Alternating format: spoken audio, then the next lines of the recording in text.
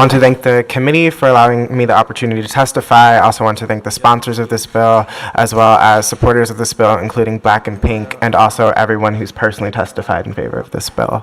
My name is Justice Gaines. I'm the Queer Justice Coordinator at Providence Youth Student Movement, also known as PRISM, and I'm here to speak in support of House Bill 5333. This bill, as we've talked about, would allow those who were sentenced as minors, sentenced as adults under the age of 18, an opportunity at a parole hearing after 15 years. Not necessarily a release, but an opportunity at parole.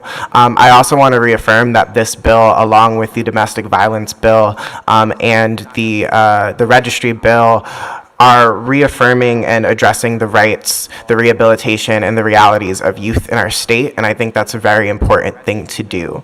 I'm 24 years old, and that means 15 years ago I would have been 9. About 10 years ago I would have been 14.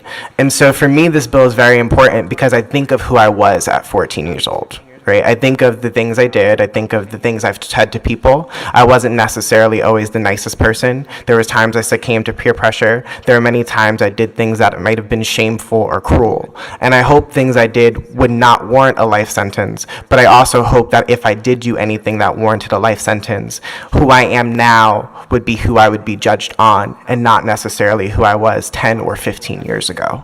What I believe about Rhode Island and about our society is that we are a state that is small enough and proud enough to emulate the society we would like to see in the rest of the world.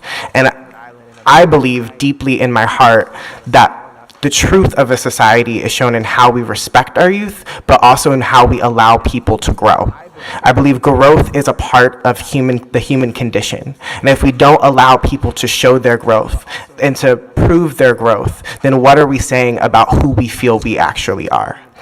I would encourage folks, and I would encourage you to talk with any of your colleagues, whether in this committee or in your chamber, when addressing this bill, to think back to your youth and how far you have come as a person since then. Think back even 15 years ago. What is the wisdom you have gained in those 15 years? What are the lessons you have learned?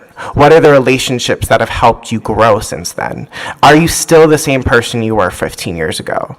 And if you believe that you aren't, then I think that proves that we need to give folks, especially folks who were sentenced while they were children, while they were minors or juveniles, the opportunity to at least be heard and express that change and express that growth and get the opportunity at a second chance at life in our society.